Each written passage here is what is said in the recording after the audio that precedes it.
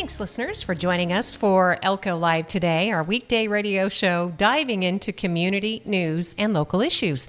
Our newsmaker will be here shortly. I am sure she is just being a very busy city official and a mom, because those are her utmost important duties.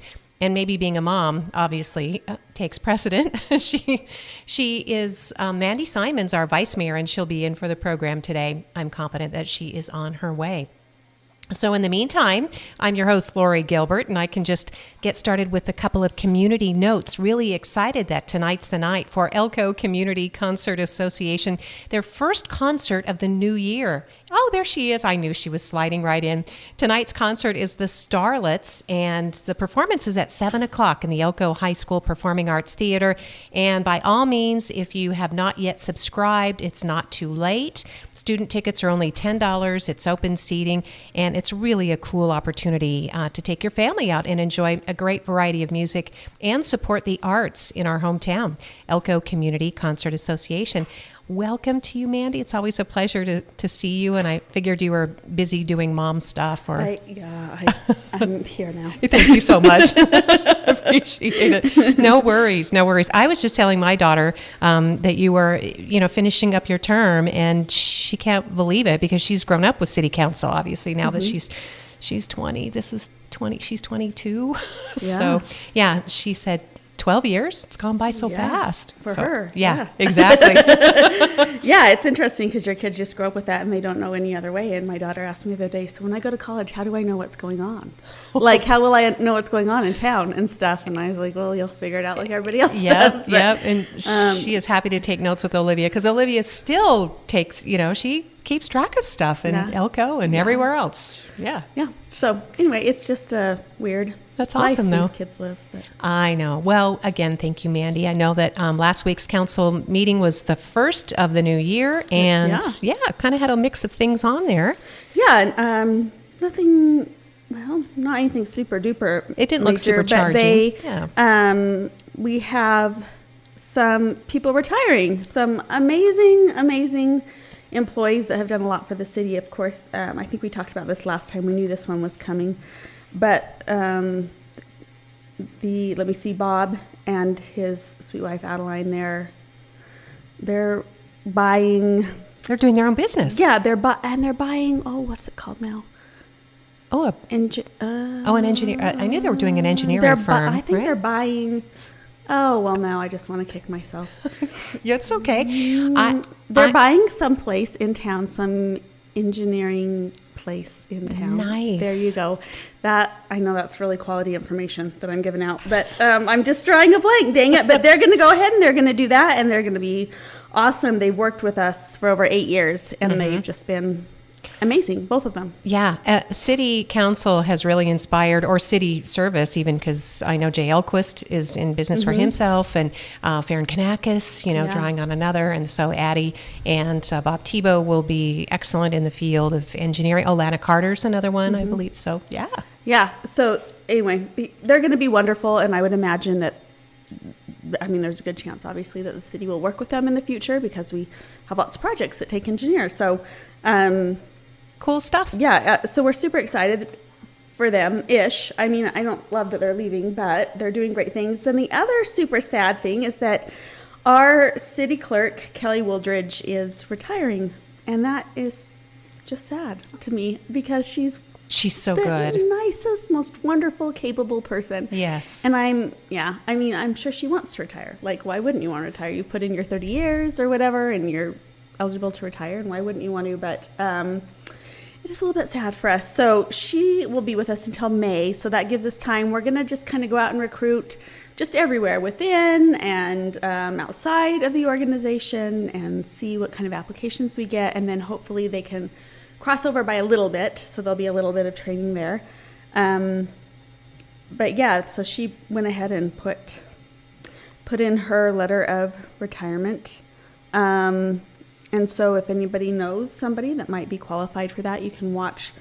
We'll probably be recruiting for the next 90 to 120 days, I would guess. So we'll just see what kind of applications we get. Well, yeah, and the part of the beauty I think of Kelly is that I believe she was either from here or right, family. right, yeah. And so and she went away and she worked for the state for many years, and then she decided to come back. I think she had family here, and she decided to come back and kind of finish out her career with kind of local state government here, and she's been. Lucky for us. More than you could ever ask for. Yeah, so. She's revamped. She's done a lot of things behind the scenes, and really, encouraged and inspired a lot of people in various departments as, the role of the city clerk. I saw that where Juliana Murphy had passed recently, Mandy, and I don't know that you knew her, but no, we never met. Yeah, she was a long, long time city clerk. She was one of the first people I met when I moved to Elko, decades ago. And so that just really, I think, underscores the significance of the role of the city clerk because they have so much history. We have been blessed with some phenomenal people in that role. We have, and Chanel. Yes. Chanel was same fabulous. thing. And they just do so much for us.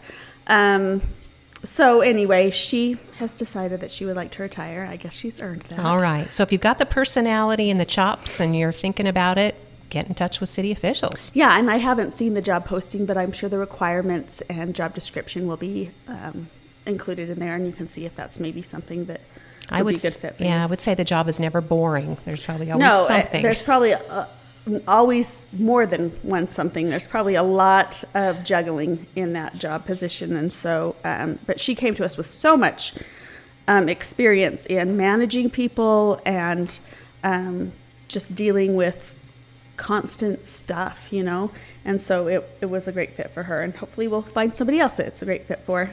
Elko City Councilwoman, our Vice Mayor Mandy Simons, is seated before us today as we're looking over last week's agenda. There'll be a new one posted for next week, I think coming out on Thursday or so. SnoBowl opened over the weekend. That was cool. SnoBowl did open over the weekend. I know my daughter was up there taking some lessons, so they did have enough snow. It was on Friday. I ran up there for a few minutes, and the wind was blowing kind of some of the snow off the top of the mountain, so that was a little worrisome, but we did get a little bit more, and it was great. I just thought there's no way we're going to get so much snow, nobody's going to be able to get up there on Saturday, but people did, and they were out in force, and lots of people skiing and taking lessons, and it was a great day. And I don't know how many more weekends we'll get out of it, how many more days we'll get out of it, but it was awesome. It was super exciting, and they had enough snow, and the road was cleared, and they worked really hard. And I think there was a slight delay in the lift Saturday morning, but it was running. So yeah, absolutely. So that is the hard work right there of a lot of it. And you mentioned it, volunteers, people who just care. Yeah. It's just they're passionate about it, and they just do it for the community with very little in return. I know they get calls nonstop. Are you open? Are you open? And they're trying to do 1,200 things while they're answering the phone, and they're fielding all these questions, and they do an amazing job. So we're grateful to them. So very cool. We'll touch more on recreation too. We'll just go over some highlights on the agenda.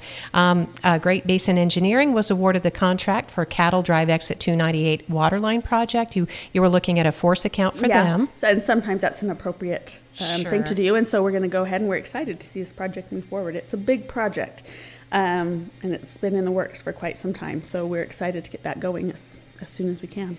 Mandy, this council has seen a lot of, I don't think the word control is really fair, but planned growth, just a lot of anticipation, and then it hasn't put the city in debt. I mean, you're putting the money where the growth is coming. It's interesting because you can look at a lot of local governments, county. Oh, I'm sorry, I'm not doing a very good job. You're county fine. Or city or states, and the city has done a really good job. And I'm not saying it's just the councils I've been on, but before me, they've done a really good job of making policies that, okay, if we have any extra, let's distribute it this way, and putting those policies in order so that we have weathered some hard times. And we've really been smart. And I know that there's everything we do. It seems like it's very controversial, and how could you spend money on it? But what we have done and have accomplished, we've done in a pretty fiscally responsible way. And it has kept us out of some trouble and some tough spots that other governments have experienced. And so I am grateful for those policies that, like I said, were set way before I came into council, and that we've chosen to just keep working on that, that we have been able to I remember we built the police station and we had saved up half, and that's pretty good for building a new building like that, to have half saved up. And some of these projects we try to plan and put chunks away for several years so that we can pay for them. And just it depends on the project, but we have been able to accomplish some things without going into debt, and that's a big thing. We do have some bonds that are out there that we pay on, certainly, and we have done that, and some are short term and some are longer term, but by and large, we are in a pretty darn good position. Mm-hmm. And so it's nice that we can look back and see what we've accomplished without putting ourselves in a tight spot. Yeah, we heard that during the audit too, right? All of this fiscal news. Right, yeah, our audit came back very good and very clean, which really, since I've been on the council, it always has. And that doesn't speak to our actions as much as really the accounting and the rest of the staff and the city manager. They make sure all of our ducks are in a row.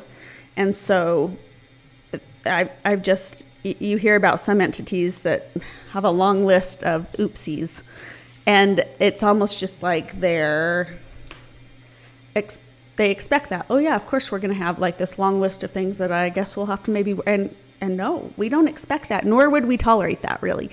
Our staff is phenomenal in what they do, and rarely do we have anything that has been negative in any of our audits. Yep, it really shows. So, and that was reflected in any of this that we talk about. You can visit for yourself online in the archive edition of the city meetings. Again, thank you, Kelly Wooldridge, for giving us such a fantastic website that's easily navigated. Yeah, she's worked a lot on updating that, and that's been one of her projects. She's good at that, as well as everything else she touches. Well, I know something else that you were passionate about in your time on the council is the treatment of animals at our animal shelter in the past. Yeah, we have really a pretty good city animal shelter. I know every once in a while there'll be a group that gets quite upset at certain things, and I've had to learn a lot because, these groups will come and say, how come there's other shelters that are no-kill shelters?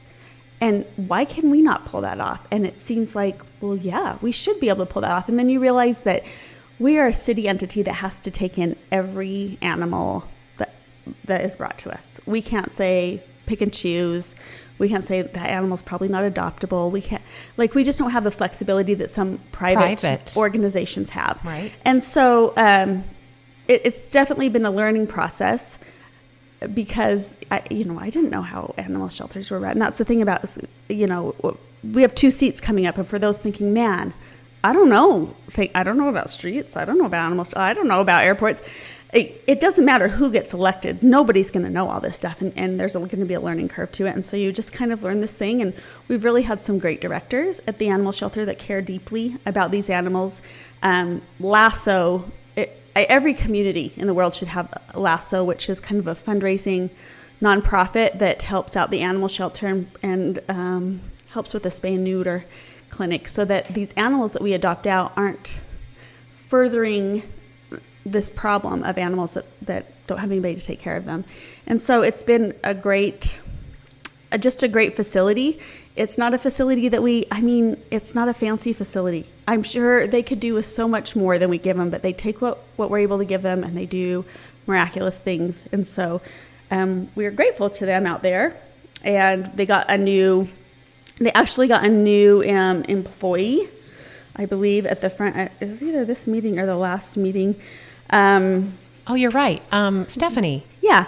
So they've just been they just have, great employees out there who do their very best, and they're awesome. We also, approved an agreement between some vets for them to help out the city. We basically contract with local veterinarians that can help out at those spay and neuter clinics. And so, every once in a while their contracts come up. So we did that at this last meeting as well. And like I said, the fundraising arm last, so they reimburse the city for those contract veterinarian services. Yeah, that's important. It's a nonprofit. It's a foundation, local animal shelter support organization, LASSO. I was just looking at the employee introduction, so we don't leave out Ashlyn Thoreau, animal shelter worker, and then animal shelter worker 2, Stephanie Estrada, and those are the 2 new employees. And then Elisa Mangum has just done a terrific job in her leadership and putting together a team. She had another big retirement, I think, just this month too. Yeah, So, yeah, she did. So, and she's been wonderful to take over that. And while we're giving shout outs to our new employee, we have a new patrol officer, Carter Alvarado. And also when Jan became our city manager, Jan Baum became our city manager, she's got some big shoes to fill. And so we just recently hired Julie Davis, who I believe worked for a private entity that actually had worked on our audits before and then went to the school district, and she's now with the city. And I think she's just going to be a great fit, and we're excited to have her. Oh, that's where Julie ended. That's right, Julie Davis. I thought the name was familiar. I saw her online. Yeah, they told me about her, and I was like, I should know her. And then I saw her, and I thought, oh, okay, that's it. Well, that's wonderful news, Yeah. and I believe that's how we ended up with Jan, because I do believe Jan had worked for a private company before as an auditor, CPA. So she, and look at her now. Yeah, she's just been a great fit for the city too. So it's always nice when you see these people that come and thrive at the city, and you feel like because they give so much, and you feel like maybe you find these fits, and you feel like, okay, maybe they're getting something out of it too. Right. I hope they enjoy it, and I hope it's fulfilling for them. And we do get employees like that every once in a while, and it's awesome to see. Yeah, I used to sort of cringe at the phrase, a good fit, because I thought, well, what does that mean, and whose idea of the fit, right? And right. But then you realize that no, it's a huge commitment when you move to Elko if you come from somewhere else, because it can be isolating if you don't have family or friends here. Sure, things that you're used to doing. And sometimes you just find your little niche, and it's awesome. Yeah. And you're just so grateful that happens to people. You wish it happened all the time. Yes. So, but yeah, that certainly has happened in our organization, where you just find people that they mesh well, and they understand the job, and you feel like it's fulfilling for them, and it's a win-win. And they're supported. We have lots more job openings, I guess. We do, yeah. Yes. Go ahead and check out our website anytime. If you know anybody who's looking for a job, make sure that they just click on the website and go in and look. There might not be anything that's up their alley, but it's a great place to make sure you look before you give up or decide on anything, because we do quite often have several job opportunities that and if we can find, not always, but often I feel like if we find locals that already know they love the area, that it's easier. Sometimes if we bring in people from other places, and if they don't have friends or family here, it's like you're learning a new job and you're in a new community, and it can be a little overwhelming. So if you know anybody, and we have had hires from out of town that have worked fabulously. Wonderfully. Sure. Yeah. But if you know anybody, have them go ahead and look at that. Sounds great. Mandy Simons is our Elko Live guest today. And for the city of Elko, she is on the council as a vice mayor and councilwoman, and has been in this position now, as we said, going on 12 years, facing term limits. That's the only reason I'm sure you're not just dying to run again. Well, yeah. Who wouldn't want to do this? Forever I think about and ever. These people that are in their 70s and 80s and running for office, whether I love them or don't, I'm just like, man, I don't know. I don't think that would not be my dream. Yeah. Isn't there a point when you just want to do something else? Yes, definitely. Go fishing or something. Yes, hang out with the kids or grandkids. Mm-hmm. So other things that maybe jump out on the agenda for you anyway, I don't know if there were any significant updates on the Elko Inn situation. No, they're not. We have really had no contact with them. Their water has not been turned on. No building permits have been pulled. And so we're kind of at a standstill with that. And we really wanted it to work out. And I wish I understood what was going on, but there's also evidence that maybe some crime is still or is back or has been continued, and we thought we kind of cleaned it up. So that's being looked into a little more, and we're gonna have to make a decision about what to do going forward. That really the best scenario that we could think of is that they renovated it and got it running as a business and made it a vital part of our city, and it's not happening. So we're going to have to look at all of our options. To be continued. All right. That's still on the agenda. I will also say that, over the years I've been on the council, we've tried different things to help those who are homeless when the temperatures really drop. And we've tried several things, and it's really hard to find something that's successful. So the last few years, we actually rented a few motel rooms for those, and when it was below 0 degrees, we would put the call out, and if anybody needed one of those, then we could fill them, and some days nobody wanted one, and some days people did took advantage of that. But we've had no positive responses from hoteliers this year. The one that has been doing it last year is renovating some of their rooms, and so they don't have any rooms to spare for the city to rent, and the other hotels are not interested in that. And so right now we're in a little bit of a bind because we don't have any options. There were some nonprofits that we were going to maybe talk to see if they had any ideas, but right now when it gets below zero, we don't have anywhere to offer these people, and so that's a bit of a problem, really, and I'm not quite sure what we're going to do, but he did give us the news that he has so far been unable to secure a property that would like to make an agreement with us for that. So I guess if there's any news at all, I mean, there's at least Underdog Ministries, and I believe there are other groups. Yeah, I think they were going to reach out to Fish and Underdog and see if they had any ideas of what. Because we don't even know how many folks, right? Well, yeah, and that's the thing is some days it would reach below zero and you'd offer it out and nobody would take you up on it for a variety of reasons. And then sometimes you would have several people who did come and say, yeah, I would love a warm place to stay tonight. So it's hard to predict. It's hard to say you're going to need, and it's hard to know what days and what weekends. And so you have to find a situation that's very, very flexible, and it's hard. Fish did it for a long time, and then, there were reasons that they couldn't continue with that. They relied on volunteers too. They relied on volunteers, and it was very, very hard for them to get volunteers. And we'd have these meetings, and people were passionate, and they'd come out and, we really want to help these people. We'll volunteer, and we'd send out a list, and then they'd start making calls on these days like, hey, they just declared it's going to be below zero. We need 6 volunteers, and nobody could come because you can't plan on it. You don't know, and so people had other obligations, and it was really, really hard. I think they might have cited some insurance issues as well. I'm not sure, but they're not doing it anymore. And that's when we kind of went to hotels, which is something that other cities have tried as well. And that's what we've done recently. But again, it's just not going to work out this year, it sounds like. And people need to understand that Elko is a remote community. As you said, resources are limited.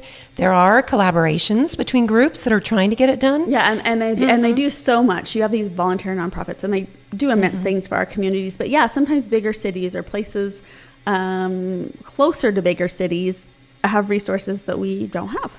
And so we have to work with what we do have, and that can be very hard in these situations. All right. So if anybody does have any ideas, I would suggest maybe contacting Scott Wilkinson. Sure. Right? Okay. Yeah, if you can think of something. Somebody thought some churches might, but then, they have capacity issues and fire codes and things. And so I don't know that that's going to work out. I just don't know. And so we're trying. But yeah, if somebody knows of something that's worked in another town and they think it might work for us, go ahead and call Scott Wilkinson at the city, and he can vet it and see if it might be a good fit for us. All right. So anyway, that's the latest on that situation.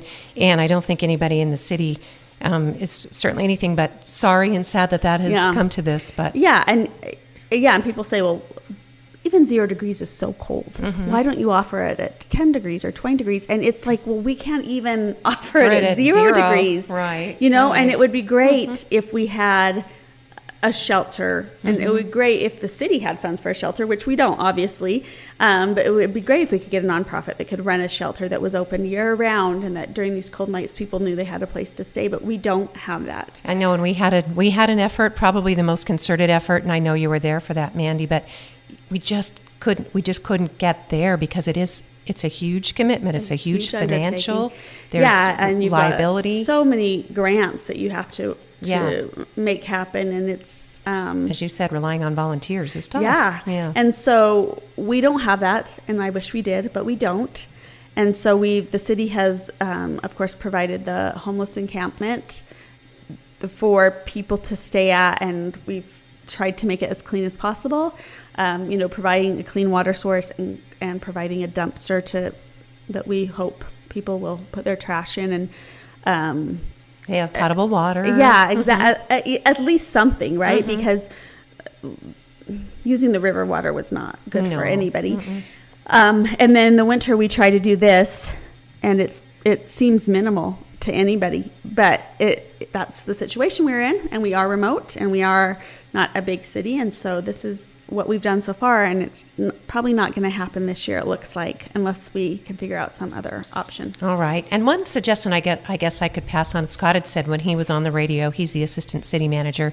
If people do want to donate anything, Mandy, at the campsite, take firewood. Take firewood that's already cut up, bundled, ready to go. Yeah. They can use firewood, but they can't use tree branches or Yeah, garbage. and they also cannot use, while we're on this, washing machines. Right.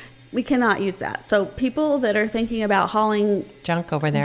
you need to go ahead and take that to the dump. Mm-hmm. But if you have extra firewood that's already cut and you wanted to donate that, that is something that would be incredibly helpful to those people. Yes, because they're trying to keep warm. And they do. Many of them are set up. They want to be independent. They're trying to do this. So that would be something you could do. That would be helpful, yeah. Mandy Simons is our guest as we're looking over agenda items on the council meeting. I'm not sure if anything else jumps out from either the most recent session or something that's coming up.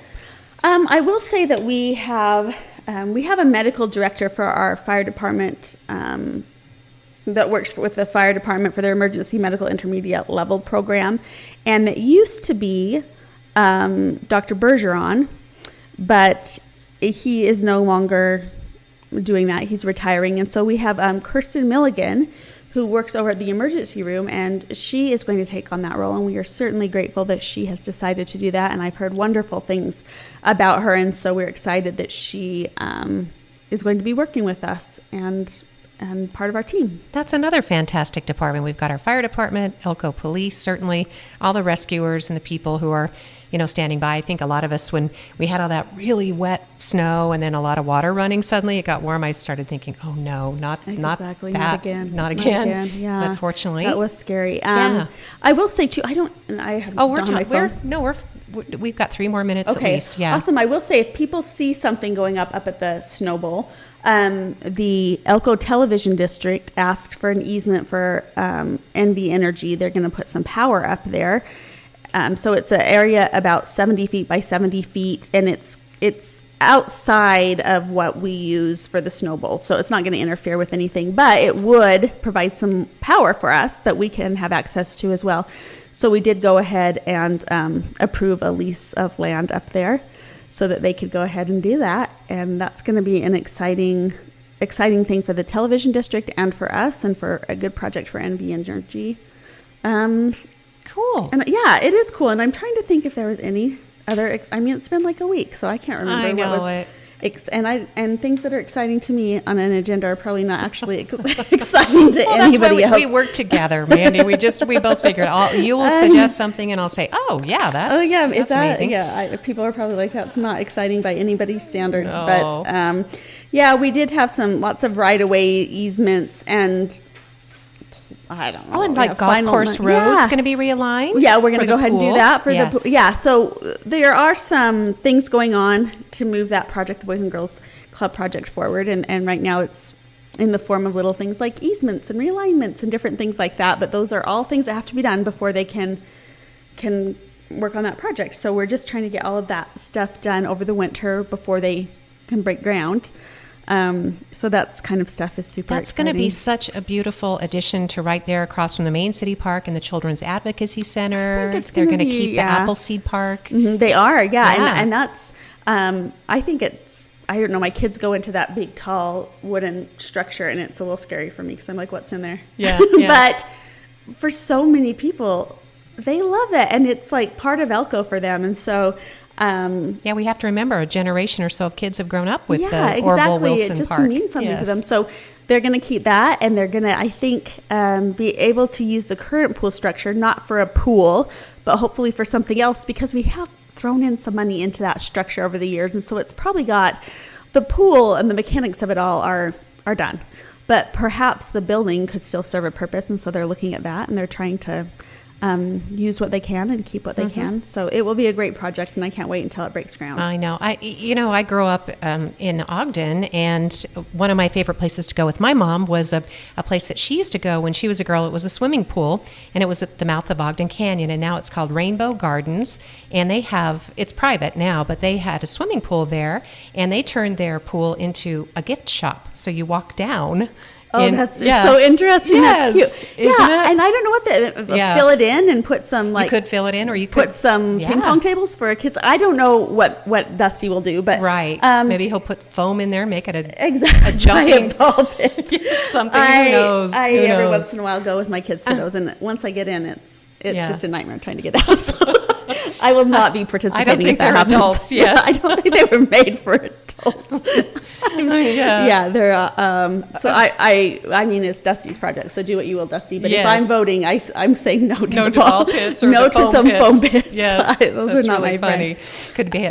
There's a million things you could do. They really do, because that structure, that whole side was just rebuilt a few years ago, and so hopefully, and maybe not. Maybe they'll try and say, oh no, we probably do need to rebuild something, but if they can use it, why wouldn't you?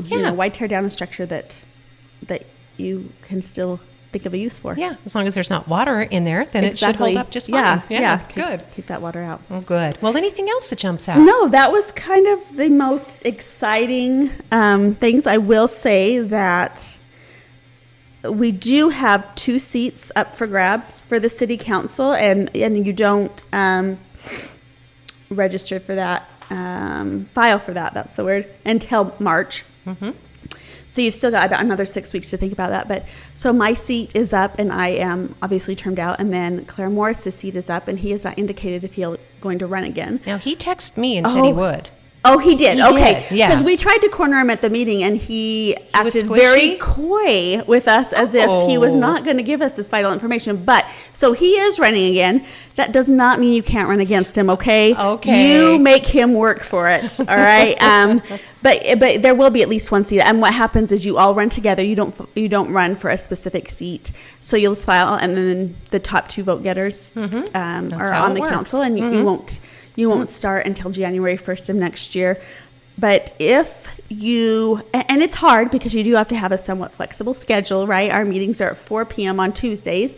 But if you are interested and want to serve your community, and you think you might be able to make that work, then go ahead and think about it. It's a $50 filing fee. And then, of course, you have to run a campaign, which I used to love to work on campaigns until they were my own. And now it's just sucked the joy right out of it for me. But there are people out there that love running campaigns, and you might actually enjoy it. You do get to meet a lot of people and go to a lot of events, and see if you can get elected. Well, and you studied political science. I studied political science, and I remember working on presidential campaigns in college, and even when we moved here, and it was so exciting, and I no longer find that much joy in it. I just told Mason I don't feel like, because he's like, you could do something else, like county commission or something, eventually. or school board or something, whatever. And I was like, I don't know that I feel a great urge to ever run a campaign again. Maybe I'll change my mind someday, but I have done that many times. But for those of you out there that think that might be your jam, this is it. And this is your exciting opportunity. And we do need good people in there. Good people that don't have a pet peeve or a pet project. They just genuinely want to help the city with whatever comes our way and make the best decisions possible. You don't have to be an expert in anything.